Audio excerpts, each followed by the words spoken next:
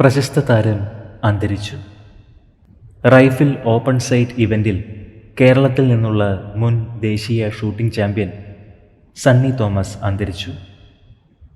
1993 മുതൽ 2012 വരെ Indian shooting ടീമിൻ്റെ പരിശീലകനായി സേവനമനുഷ്ഠിച്ചിട്ടുണ്ട്. ഒളിമ്പിക്സ് മെഡൽ ജേതാവ് അഭിനവ് ബിന്ദ്രയുടെ പരിശീലകനായിരുന്നു. കോട്ടയം ജില്ലയിലെ ഉഴവൂർ സ്വദേശിയാണ് സണ്ണി തോമസ്.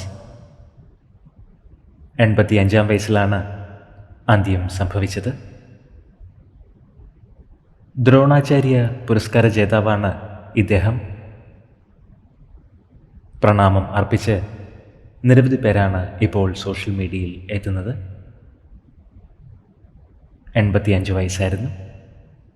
ആത്മാവിന് നിത്യശാന്തി ലഭിക്കട്ടെ എന്ന് നമുക്ക് പ്രാർത്ഥിക്കാം.